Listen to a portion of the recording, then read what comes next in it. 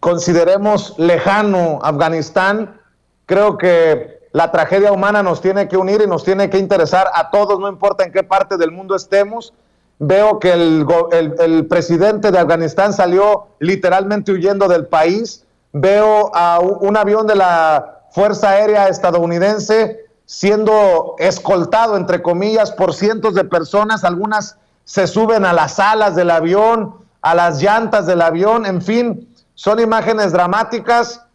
y creo, espero equivocarme, salvo que tú tengas otra opinión, que lo peor estaría por venir.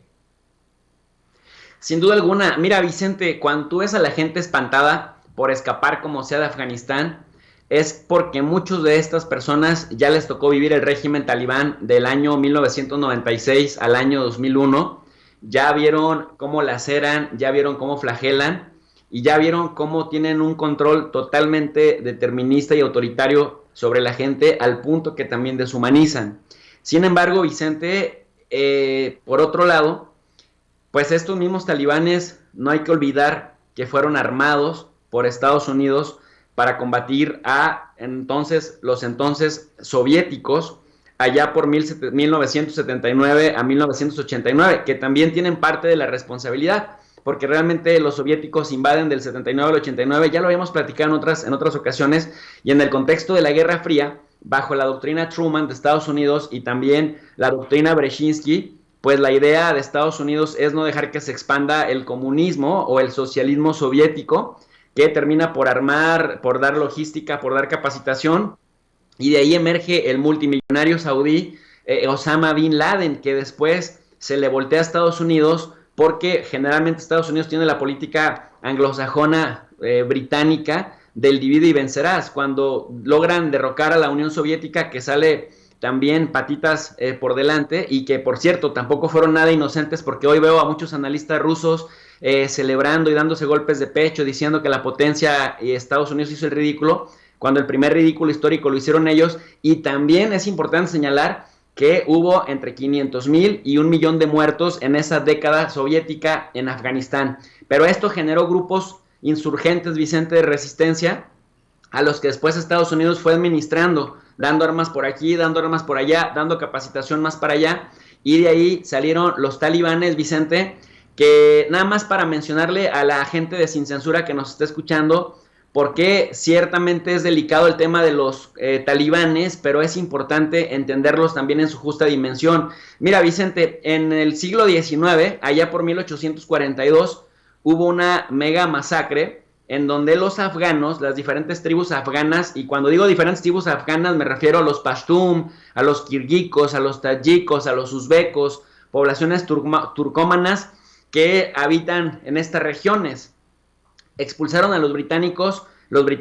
quisieron hacer exactamente lo mismo que los estadounidenses, llegar a explotar el territorio afgano, que en ese tiempo pues no se tenía el concepto de país que se tiene ahora, y finalmente las tribus locales expulsaron a los británicos de manera tremenda. Por eso se le llama Afganistán como el cementerio de los imperios. Pero Vicente, que quiero comentarle a la gente que, y también a ti obviamente, que el talibán proviene, o encontramos sus orígenes justamente del siglo XIX, con un movimiento que se llama la salafilla. Salafilla, Vicente, viene de salaf a salir, que significa de los ancestros, de los predecesores o de los ancestros islámicos, que se refiere como a volver a los tiempos de las 3 primeras generaciones cercanas al profeta Muhammad. ¿Y por qué menciono esto? Porque posteriormente en el siglo XIX, a la salafilla, como un movimiento que se empezó a expandir por los países musulmanes, se le suma la idea de reformar. Pero tú sabes, querido amigo, que en las reformas generalmente hay quien propone modernizarte, o hay quien propone una parte conservadora de los movimientos, regresar al pasado para limpiar de fondo los males que se piensen. Entonces los modernistas pensaban combinar el Islam con la ciencia, y esto se dio más o menos por Egipto, por Argelia, por Túnez, por el norte de África, pero están los más fundamentalistas que decían tenemos que regresar a la época del profeta, replantear y reformar la vida de la época del profeta, y entonces tenemos que empezar por expulsar a los imperios. y esto se da, por ejemplo, con la Sanusilla en Libia, se da por el mahdismo en Sudán, estoy hablando del siglo XIX, y también se da en Egipto, pero con gente como Rashid Rida, que combaten a los británicos, y se da también, en este caso, en la península arábiga, Vicente, en contra de británicos y en contra de todo aquello que huele extranjero. Entonces los talibanes son neofundamentalistas o neosalafistas que le dan un toque, el toque del salafismo yihadista, que es reformar, pero para regresar a la época del profeta. Por eso son tan duros con las mujeres, por eso son tan en contra de la educación laica, por eso favorecen la educación religiosa, por eso, literal, Vicente, interpretan la ley sin parábola, sin metáfora, lo hacen directamente y cortan manos y apedrean y queman y sacan ojos, etcétera, etcétera, porque su lectura es una lectura ortodoxa fundamentalista. Por eso mucha gente que ha tenido la oportunidad de occidentalizarse, pues le parece una cosa aberrante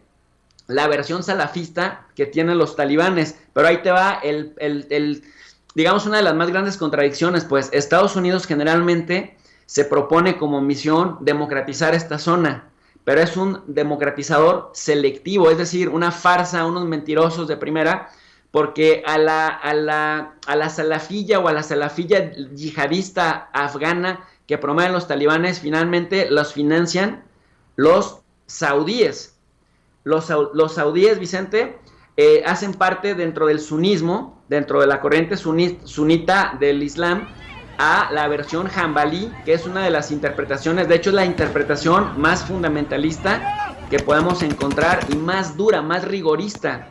Entonces, fuera de Arabia Saudita se supone que nadie la practica, pero es justamente la filosofía del Daesh, que ya tuvimos la experiencia en Irak y Siria en 2014,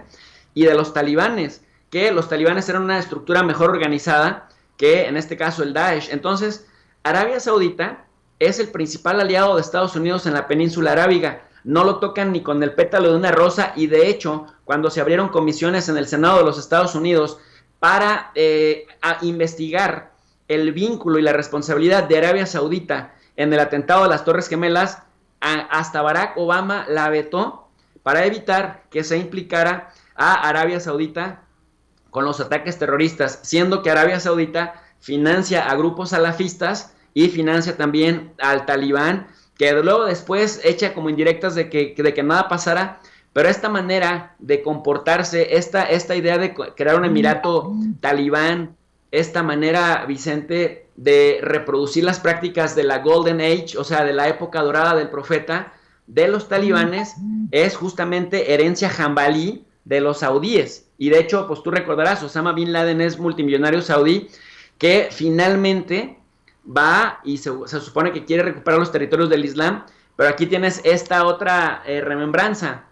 atacar a los invasores hasta echarlos. Por eso me parece que es importante atender esta otra dimensión histórica e ideológica para entender, por un lado, la filosofía que tienen los talibanes y, por otro lado, el terror que siente la gente afgana al punto de colgarse de los aviones de sus traidores aliados, los estadounidenses, que llegaron, que los hicieron trabajar para ellos, a sabiendas de que cuando el talibán recuperara el gobierno, los iban a ejecutar acusándolos de traidores, y de pronto, pues los estadounidenses se van y los dejan a su suerte, Vicente. Oye, profe, otro tema que, si me permite,